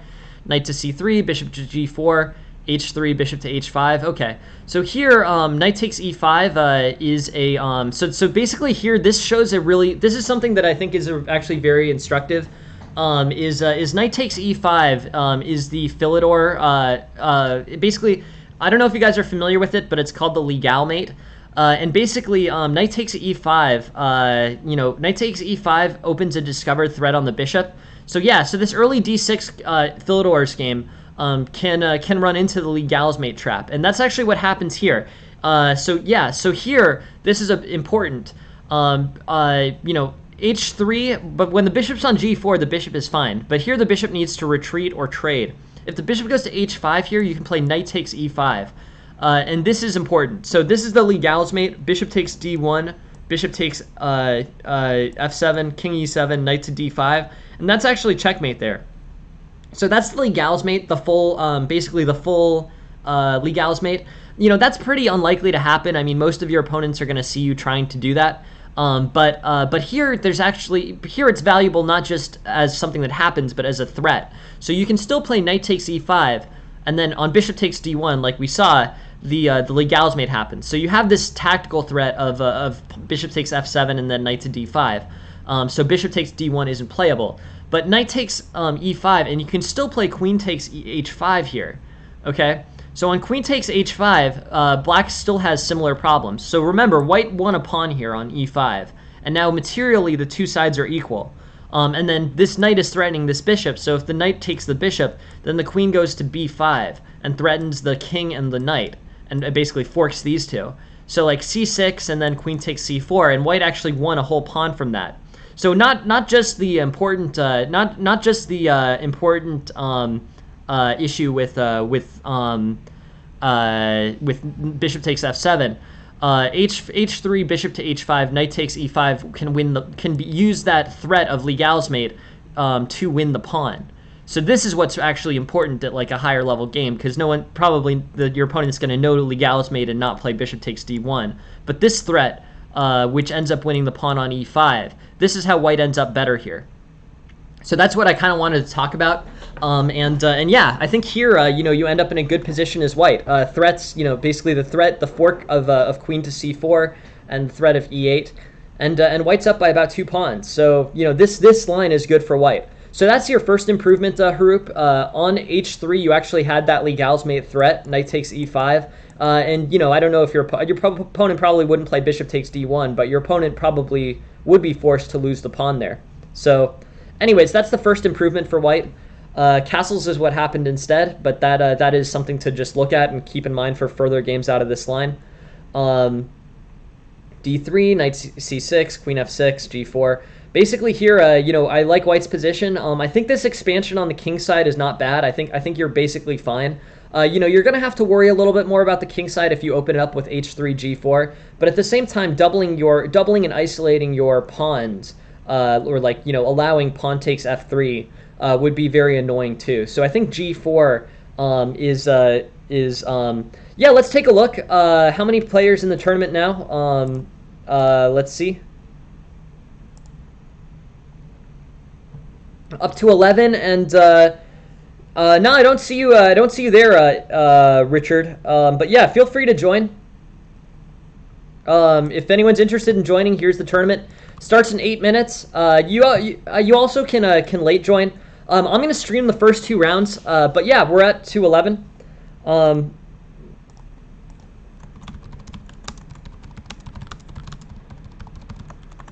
But yeah, 11 here. Cool. So I think this is reasonable. So you had that first improvement, that legal mate threat that leads to winning a pawn. F4. I mean, opening up this king side is definitely something you need to be careful about. I guess here I would say bishop to g5 looks pretty tempting. Let's see what happens with bishop to g5. All right, doesn't like bishop to g5. Queen to e6 is a pretty solid response to bishop to g5, so I guess that's not playable. But instead, yeah, basically, you have castled kingside, so it's not as if you're completely invulnerable to threats on the king side. Queen to h4, f5, interesting. So yeah, this gets really tactical. So yeah, out of this Philidors, we got to learn. There's a few instructive things here. Basically h3, g4 is fine, but in terms of opening up the king side, it should stop there. f4 is just too much. F4 and black's response, like e takes f4, say bishop takes f4, and like there's all these threats with like queen to d4. I mean, there's open lines on the king side. This king side is too open. I think the furthest that you could push this was h3, g4. And here, yeah, I mean, basically black's threatening on this open white king side. Queen to h4, f5 is the move. So f5, good work. Exactly right. So yeah, now white's up again. But yeah, this is just really tactically volatile, very complicated. Now the king side gets closed again because the queen's traded off, and yeah, now white's good.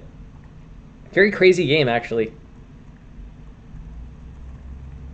Um, and white's just basically able to push his better development and the stuck bishop into a win. Actually, really interesting game, Haroop. Really interesting one.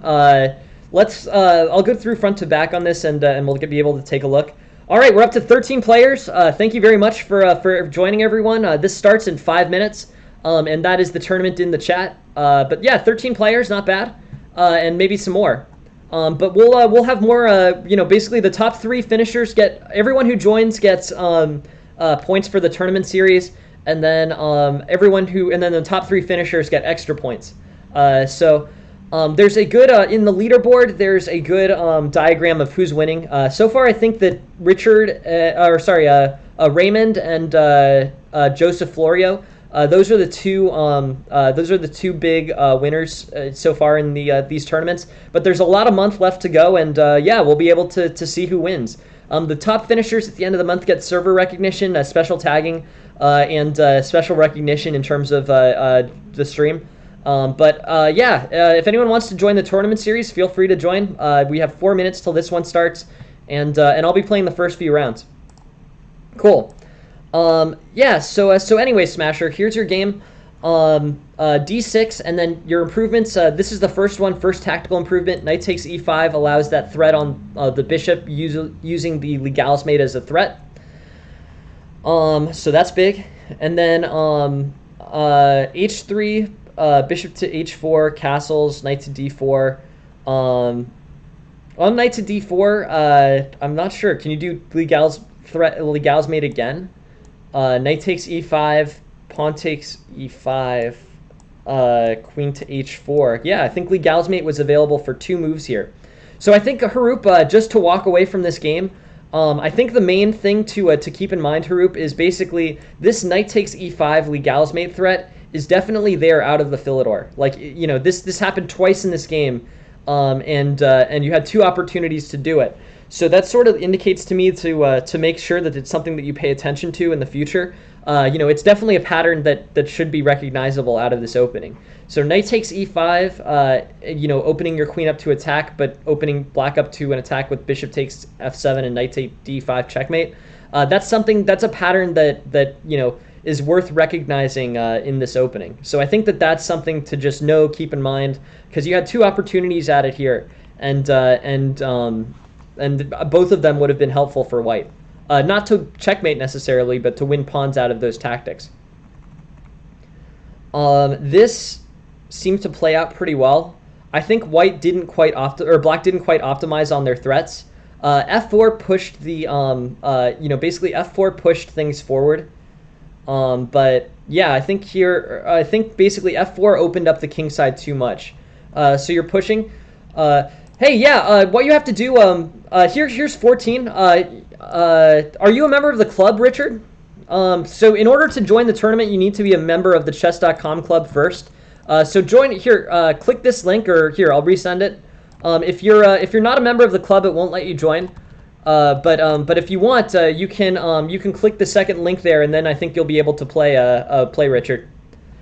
Just to keep that in mind. So click the most recent link that I sent, and you'll be able to get into this tournament. So in looking at Haroop's game, the biggest takeaways that I have, really involve. I think your kingside play was great. I think the way that you basically advanced your kingside pawns and more or less won this bishop, which is permanently stuck, that worked out great for white against black. Really closing that position made a lot of sense, was very strong, and gave you basically the win here.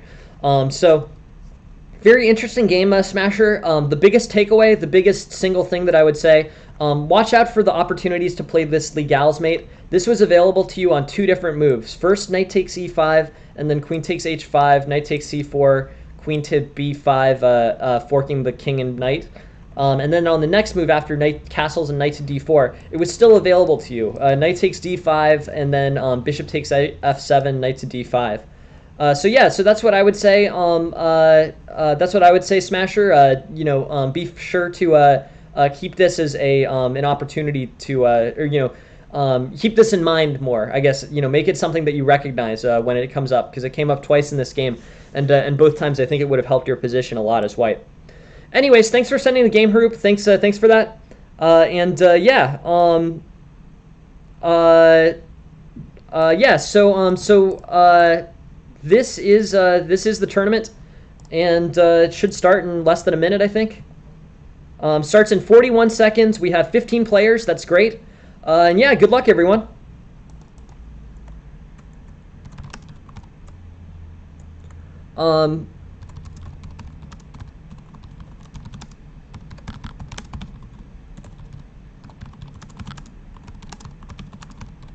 So I'm gonna stream my first few games. Good luck to everyone in the tournament. I'm gonna play like the first 2 matches, I think, and then and you guys can late join, so I'll resend this link. But yeah, this tournament is open to everyone and counts towards the monthly leaderboard. So I'll play the first 2 games. Good luck. I beat Ding. Thanks very much for joining, and good luck. Queen's Gambit. Cool. I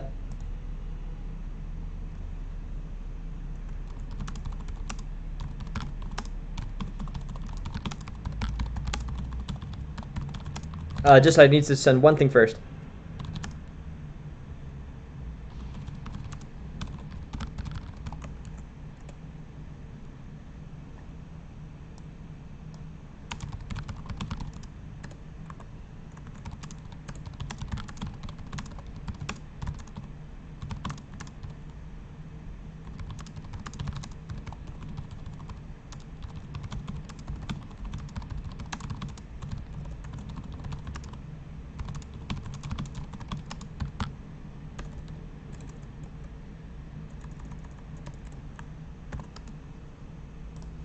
Sorry about that. I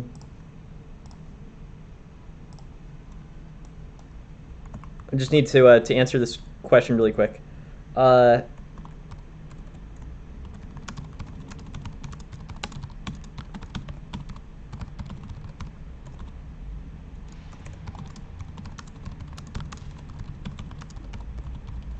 Cool. All right. Good luck, Richard. Sorry to be slow. I just wanted to answer that question in the tournament chat. Cool. All right, 17 players, pretty good. Not bad. Should probably be 20 by the time the arena ends. Good stuff. Yeah. Good luck to everyone. I probably shouldn't have allowed bishop takes f5 there.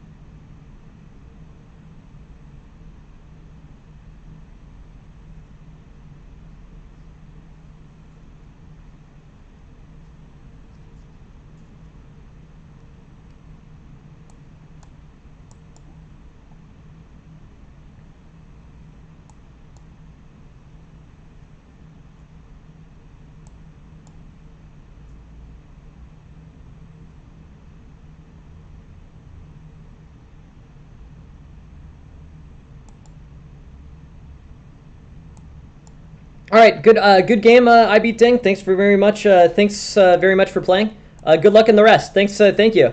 Thanks for joining the tournament.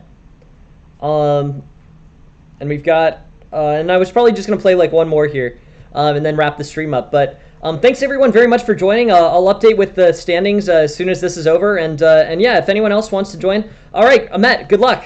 Thanks for joining.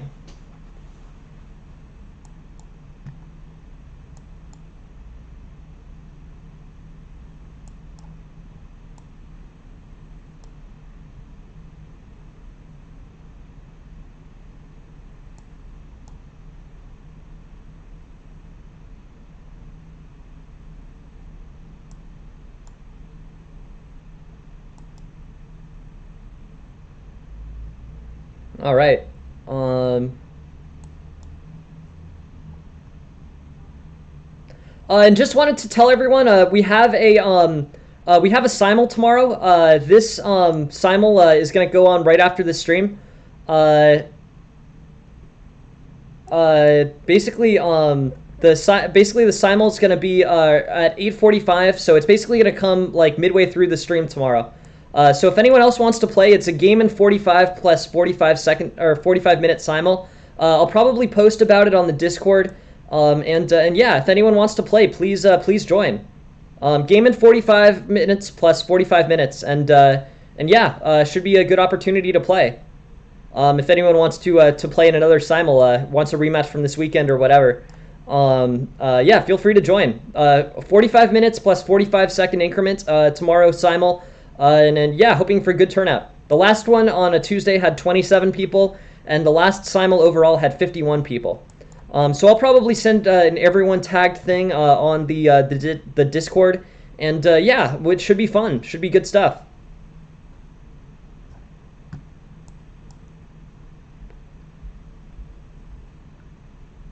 All right, good game, someone. Thank you very much for playing. Thanks, Ahmet, for the game. And I'm gonna wrap the stream. Thank you guys very much for being here. Thanks very much for all playing. And yeah, I'll post the standings for this Blitz tournament very soon. Let me just post the link to the tournament one more time. But yeah, if anyone else wants to get in, you still have plenty of time. And you know, however many you know, however whoever plays is going to get at least a few points for the tournament series, and the top 3 players are going to get more. So yeah, I'll be back in a bit with the final standings on that. But I'm going to wrap the stream for now. So thanks all very much for playing. Thanks all very much for being here. Have a good day. Next stream is at 9:35 p.m. Eastern tonight. Yeah, Valor Knight, can you get in? That's the link to the tournament right there. Well, I'm having a simul tomorrow morning during the stream, Valor. Basically, if you want to play, the next simul is at Tuesday tomorrow at 8:45 a.m. Eastern. So yeah, if you guys want to play me, I'm gonna try to get a big simul going. Game in 45 minutes plus 45-second increment. The last Tuesday simul had 27 people, and the last weekend simul had over 50. So yeah, feel free to join. And yeah, game in 45 plus 45-second increments. Should be a lot of fun on Tuesday. So yeah, thanks guys. Thanks all for being here. Thanks all for playing. And yeah, have a good day, everyone. Next stream in about 12 hours at 9:45 p.m. tonight. Good luck to everyone who's playing the tournament, and have a good day, everyone. Thanks a lot. Bye.